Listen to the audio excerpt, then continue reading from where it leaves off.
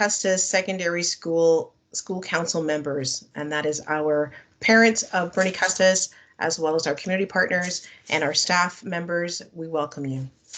My name is Sonia Sykes, and I'm the principal of Bernie Custis, and I'm joined today by staff representative Kathy Woods, as well as one of our special guests, Kate Hatcher, who's going to talk a little bit more about our school direction later in our meeting today.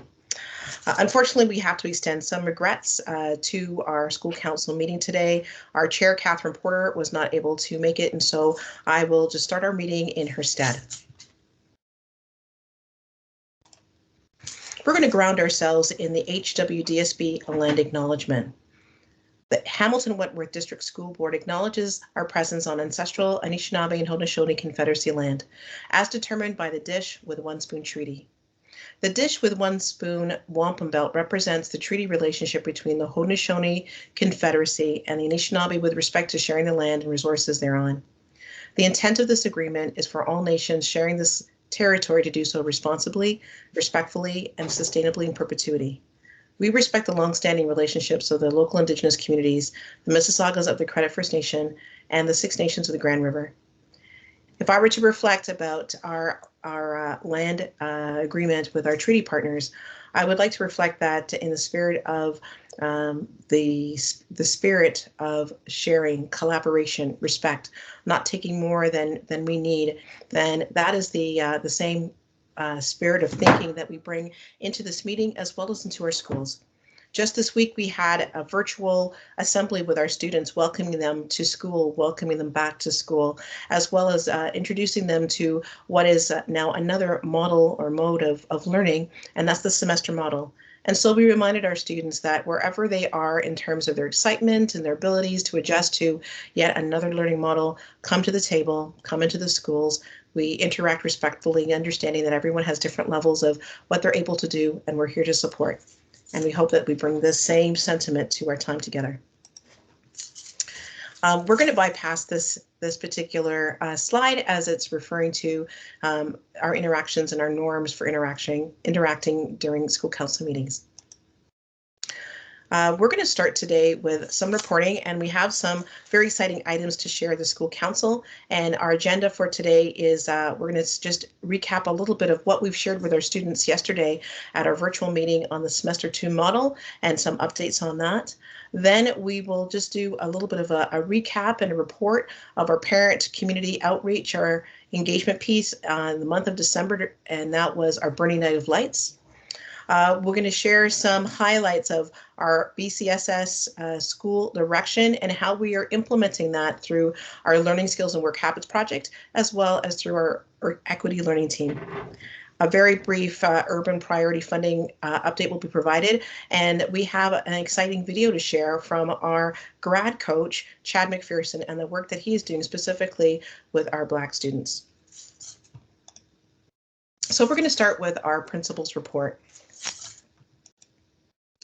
As it says on the slide, we're starting a very new model, and we're very aware that the semester model of 4 periods, each consisting of 75 minutes, periods 1 and 2 in the morning with our 65-minute lunch, followed by periods 3 and 4. We're aware that our grade 9s and 10 students have never seen a semester model, and that our grade 11 and 12 students have a very faint memory of what a semester model is. And so we provided the students with a virtual assembly in which, in lieu of being in a very large space together, which of course is not allowed at this time, we gave them highlights of what the bell time is going to be like, expectations of movements in the halls, emphasizing the importance of being in their classrooms, not wandering the halls, and being really intentional about being in their spaces of learning. We also wanted to bring to our students' attention all the different various caring adults that are in our building to provide supports, because some students might find it a bit challenging to make that adjustment to the semester model. As well, we gave an update to our students on some COVID protocols that were needed to be reviewed, such as the cafeteria space was open to students, but they are cohorted in terms of their grades. So now the seating in the cafeteria is divided into the 4 grade sections. And so far, our students have been wonderful in following the protocol expectations. Our students are reminded that they have to wear their mask completely over their nose and their chin, and that would be the proper way of wearing it. Each of our classrooms are equipped with hand sanitizers that the students should be using both as they're coming into their classroom as well as leaving. We're going to talk a little bit more about some of the other extracurricular opportunities that students now have at the start of semester 2, with more to come. A time for a recap. These are just some pictures demonstrating our very first Bernie Night of Lights, which took place in December, and we were excited to see almost 100 community partners, both parents and students from feeder schools who had come to visit our school, as well as some Bernie Custis students as well.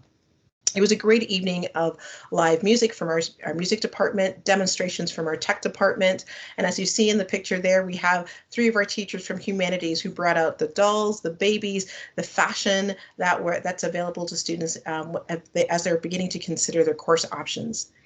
Our student council was also present, providing some fun activities and games for the parents and the students to partake in, and of course our school chair, Catherine Porter, was at an information table where we offered hot chocolate. So we're very excited that we had a really great turnout in our very first Burning Lights of Lights, and we hope to have other similar parent community outreaches where parents can come to the school, and hopefully, all things being well, they're able to come into the building and we can show them more about Bernie Custis and all the exciting things that we have to offer. This slide just shares a little bit more about our school direction. We have shared in previous meetings that as a team, the Bernie Custis staff has committed to committing to common approaches and strategies and helping our students have multiple access of entry towards being successful. The first I'd like to focus on, and I'd like to invite Ms. Kate Hatcher, who is not only one of our student success teachers as well as English teachers, but she was also our literacy team lead.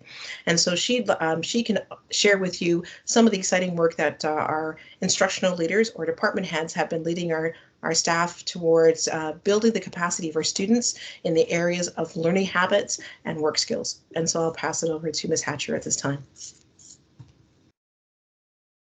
Thank you, Sonia. So yes, our department leaders have been working on reviewing the learning skills and working habits, really going back to really the basics and kind of redefining on what those habits are, what they look like for our students. Indicators, we've been looking at it through an equity lens and really trying to make sure that what we are assessing our students on are really taking all perspectives and voices into consideration. We are trying to incorporate more student voice into them. And so where we are currently in our learning is that we're actually working on creating a school-wide poster that has indicators for each of the learning skills and working habits in student-friendly language, as well as some space on the poster where teachers can co-create some criteria for each category with their students. So that way the student's voice is being taken into consideration.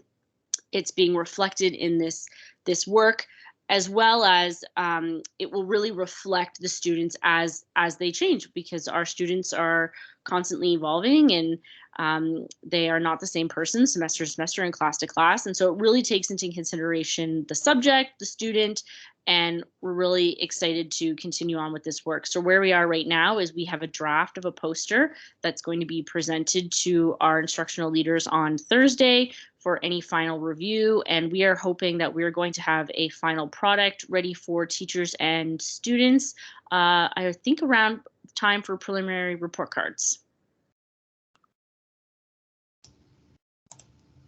That's awesome. Thank you so much for sharing that. We're very excited about actually seeing coming to fruition from last spring's decision school direction decision making, and our brainstorming towards where we wanted to be as a school as Bernie Custis, and to seeing it come into fruition.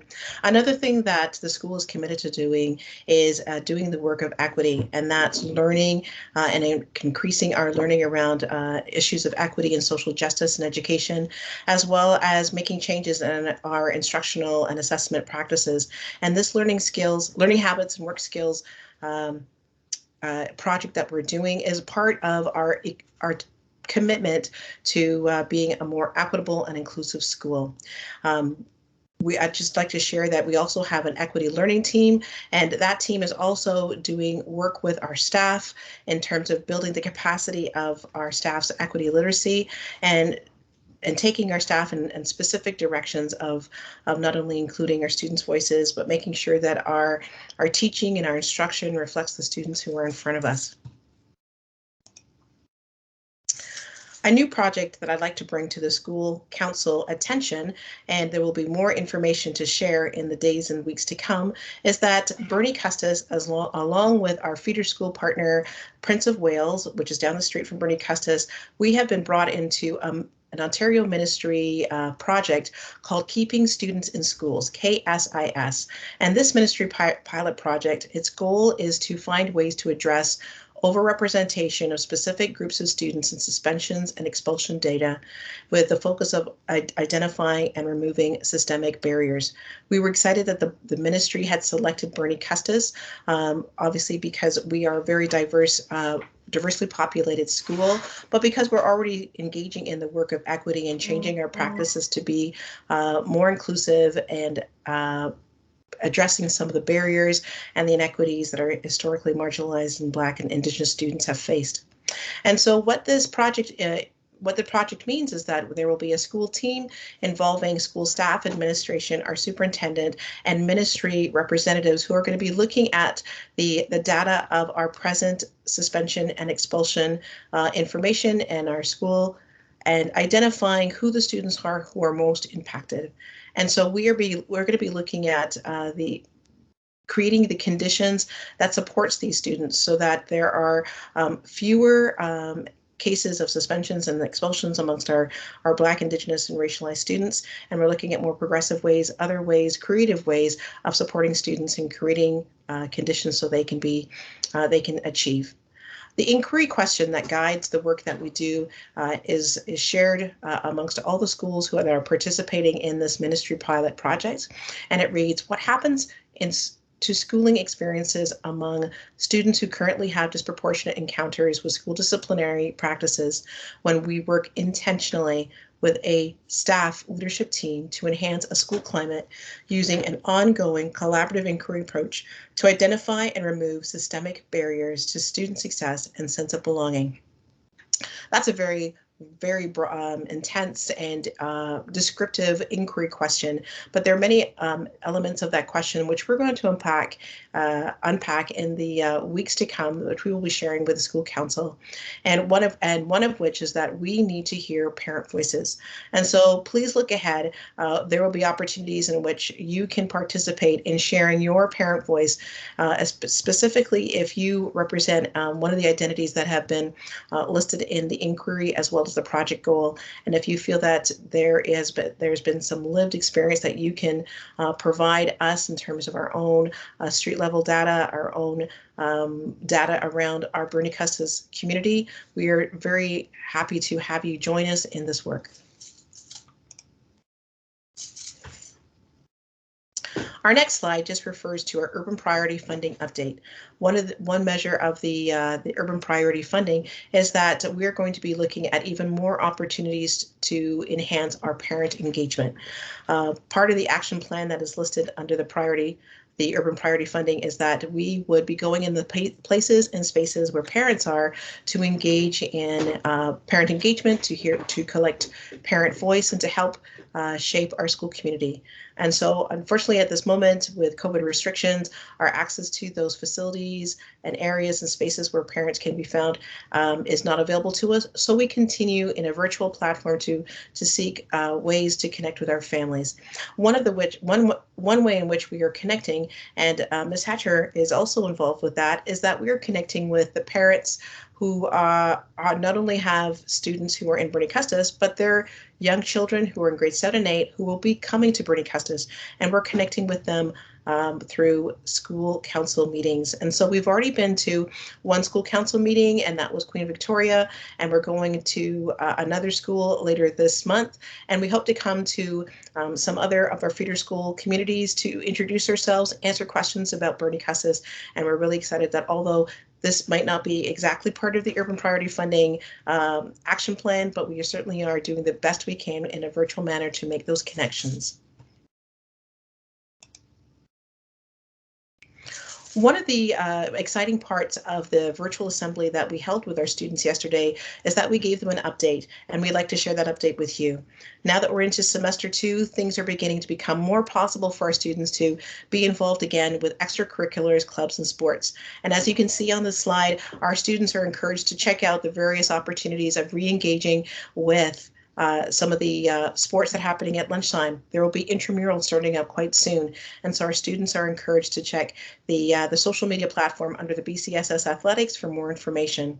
Our STEM and STEAM club, which is involved with science, technology, and engineering and math. That club will be starting up later this week, sorry, and students can find a really creative space upstairs on the 3rd floor, and that's where they can do lots of creative engineering and science and coding at lunchtimes. We also have other clubs that can be starting up again, our Dungeons and Dragons club and our Positive Space group. We have some groups that are based on some of our identities, such as the space for the positive space for our students who are Two-Spirit and LGBTQI+. We have students who are involved with the Muslim Students Organization, as well as the Black Youth Council. So there are many opportunities for our students to get involved again and restart for semester 2. Just to be more specific about athletics, we mentioned that intramurals will be starting up again at lunchtime. Right now, the protocols around involvement in athletics is that volleyball and low contact sports are permitted, but unfortunately, high contact sports and basketball are paused. But that's for now, and we hope in the weeks to come we'll be able to receive, some affirming news that our students can be involved in all forms of athletics. I have a video to share with the participants of our school council meeting, and this is shared with us by Chad McPherson, who is our BCSS grad coach, and this very nicely explains what the grad coach program is all about. So I'm just going to ensure that you can hear the volume on this. Here we go.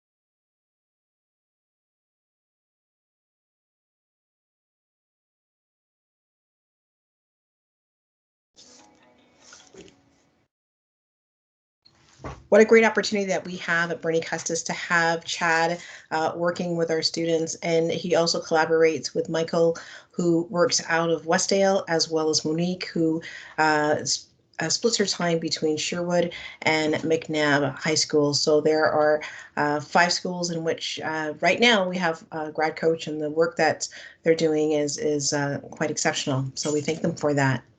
Our next slide takes us to graduation versus commencement. So I realize that for some of our parents on the school council, there are some questions around, we know it's early, it's February, but what's happening with my grade 12 students? Is there going to be graduation or commencement?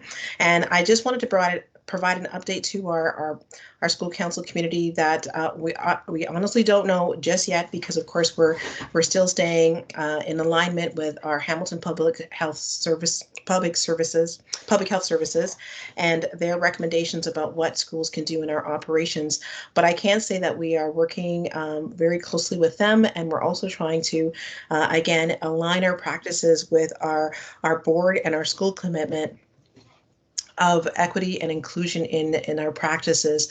So there will be more information to be shared. I would say please keep your ears and your eyes open by March, if not by April. We should have a very more defined format to share with our school communities, and we want to make sure that it reflects the interests of our schools, the interests of our communities, our students and their families. So I realize that although it's early, there's always questions around the February point when you're thinking about your grade 12 student and the different ways that our schools will be celebrating the end of their high school career. And so this brings us to the conclusion of our school council. We want to thank you so much for taking the time to participate, to view it, to hopefully share some of your questions if you have. Questions or concerns and you weren't able to participate in real time for our school council, we do ask you to connect with Bernie Custis. You can reach us at Bernie Custis at HWDSB, and we are happy to respond. Our future meetings are the following 2 dates, April the 12th, which is also a Tuesday at 6 o'clock, and June 14th, which is also Tuesday at 6 o'clock. So thank you again, everyone, for coming to our school council meetings. And again, we welcome you to send us your inquiries, your questions, your comments, your suggestions. Together, we make Bernie Custis a great community. Thank you.